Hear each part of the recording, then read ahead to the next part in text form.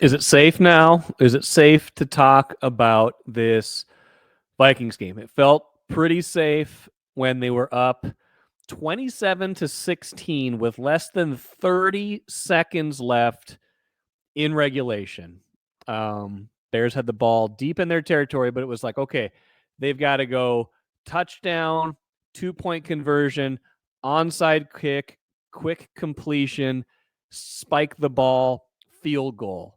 They did all of those things. The Bears converted the very first onside kick of the entire NFL season, according to the Fox broadcast.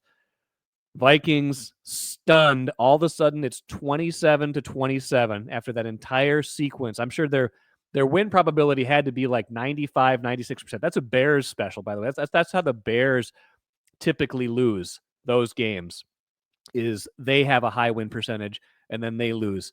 All of a sudden, it's 27-27. It's overtime. You're thinking, oh my gosh. Vikings were 8-2 on the verge of going 9-2. You could feel it. They were almost on the plane. It was almost like they were on the plane ride home. You could feel it. The game was over, and then it wasn't.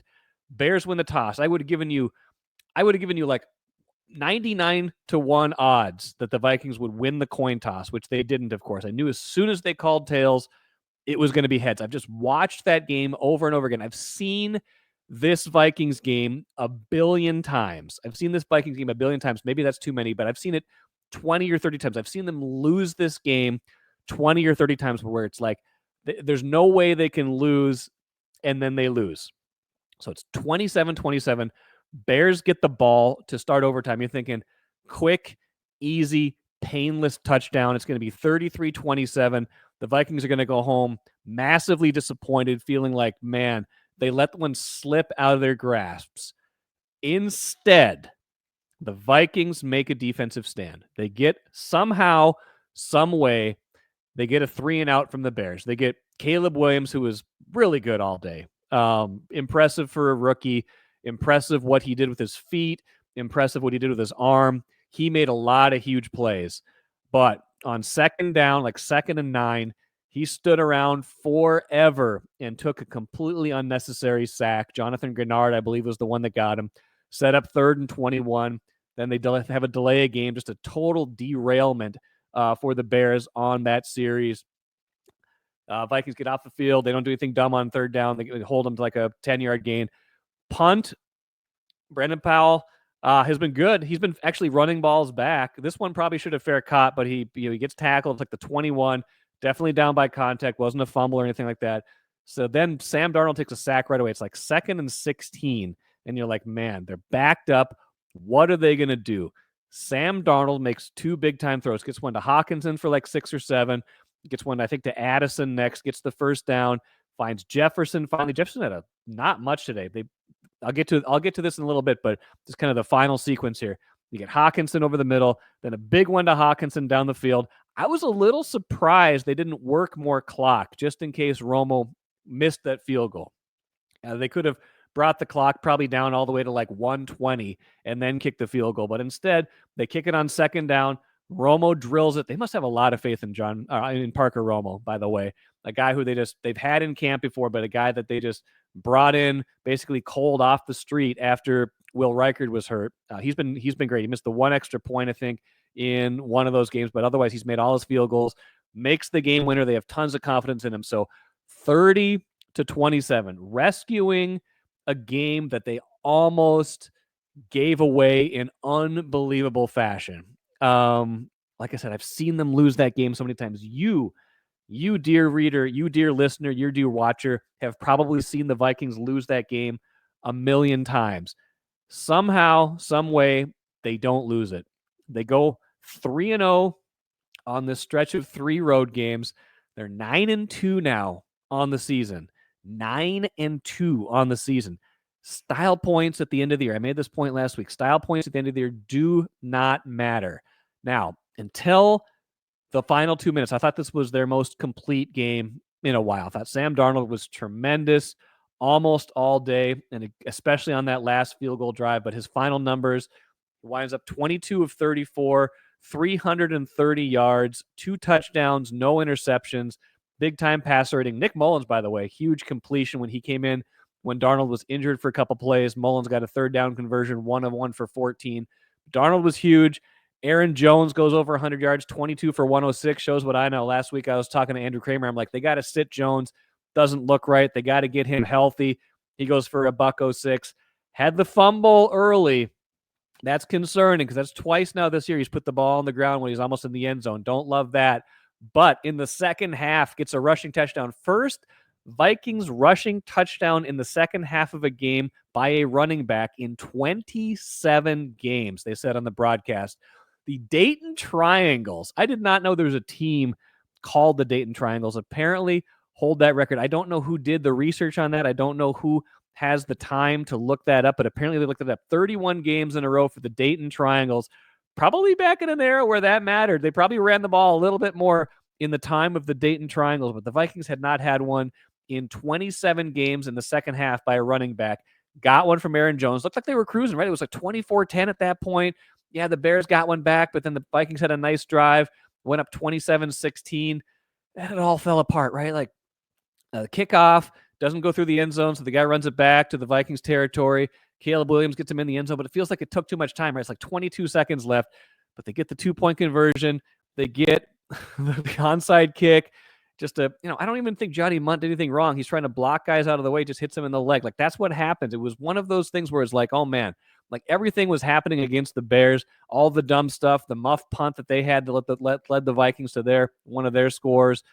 The guy, Keenan Allen being barely out of bounds, and then the Vikings blocking another field goal. It's 2 field goals in 2 weeks the Bears have had blocked. Like all the special team stuff was going the Vikings' way until that onside kick. But I thought they were really impressive. And then the opportunity to show their resilience. And again, I think that's like gets overblown sometimes. Like sometimes it's just you're the better team. And I think they are the better team against the Bears. I think the Bears are improving. I think Caleb Williams is going to be a problem as he starts to figure stuff out even more. He was very good in this game, made some plays with his feet.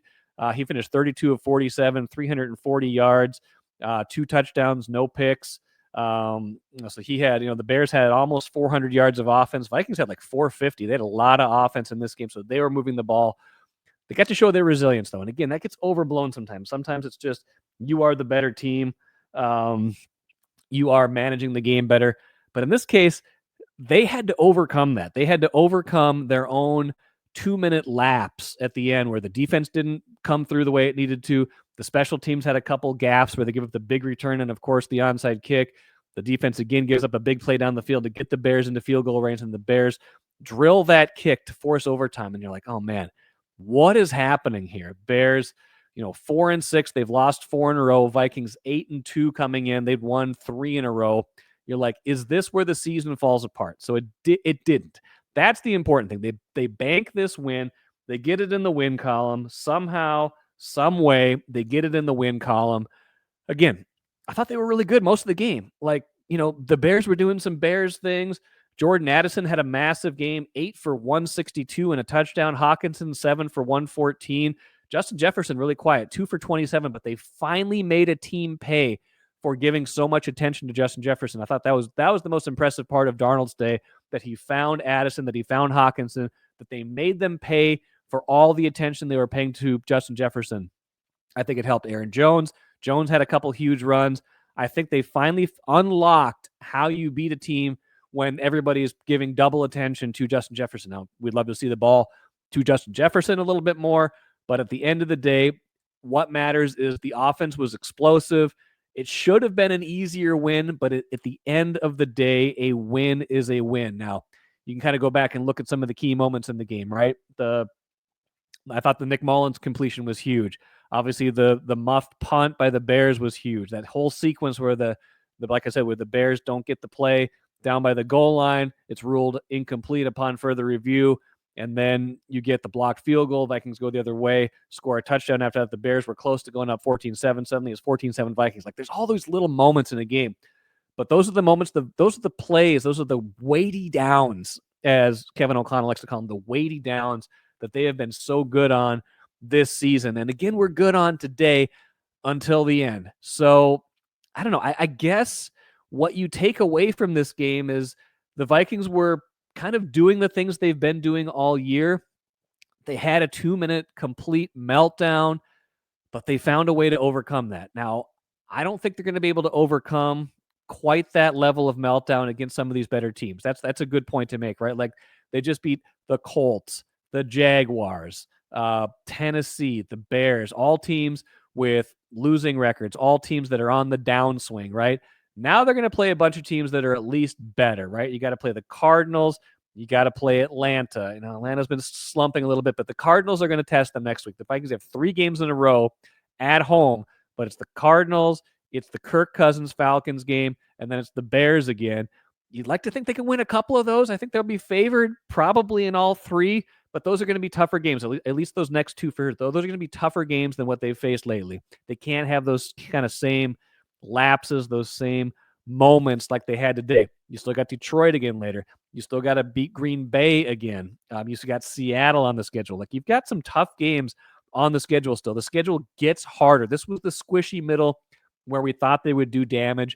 I don't think they played their best in this middle, but they won all the games. And that at the end of the day is all that matters. Omelet wants to know on Blue Sky, can the Vikings learn to control the clock? It is frustrating that they can't get a yard on the ground when they need a yard on the ground, unless it's like a foot, and then they just have Sam Darnold sneak it. If it's a full yard, a true yard, they have to try to gimmick their way through it, or they hand it to Jones and he just doesn't get it. When a team knows that they are going to run or feels like they're going to run, more often than not, they get shut down. They tried 4th and 1. They tried a shotgun play on 4th and 1, empty backfield. Like that's how desperate they are. I thought Darnold could have scrambled for that. It was a great play by the Bears defender. He knocked it down. It looked like it was going to be completion to Hawkinson. Bears got a hand on it, incomplete. But their lack of short yardage, I guess I would say execution, is problematic. That's the thing that they've got to fix. That's the thing that they've got to get better at. They've got to find some keys to unlocking that. Yes, Aaron Jones got a rushing touchdown. That was a good development. But in general, that is still something they need to work on. That is frustrating. So I'm with you, Omelet. I don't know when they're going to get better at that, but I'm worried that in some of these bigger games, when they're magnified, when you're trying to get playoff seeding, when you're trying to secure spots, when you're trying to win a playoff game eventually, and they're going to be very close to locking up playoff spots probably here in the next few weeks, I would think. They're 9-2 right now. They're on the cusp right now of being that team right now, but they've got to clean up those situations because they're not always going to have the benefit of the doubt in those cases. I mean, right now, Packers already up 10-0 on San Francisco as I speak right now. Like the Packers aren't going away. Detroit isn't going away. Detroit's excellent. Like Detroit is going to be right there. The Vikings have already lost to Detroit at home. Detroit looks super explosive. They didn't have any trouble today. They were kind of on cruise control. They beat the Colts 24-6. Like not a ton of surprises today. So I'll be interested to see how that all plays out. Commanders losing was a bit of a surprise, but everything else, not much of a surprise in terms of what we saw from the other games. So it's up to the Vikings to clean some of this stuff up, but I'm still impressed. Like Kevin O'Connell impresses me every week with his ability to get the most out of this in general and to rally things when they are going poorly. And I do think that this could have gone sideways. A different demeanor on the sidelines, a different belief on the sidelines. The body language could have got bad. They could have just pouted their way to a loss. They could have been demoralized. Instead, they get a stop. They get some big plays on their first offensive drive.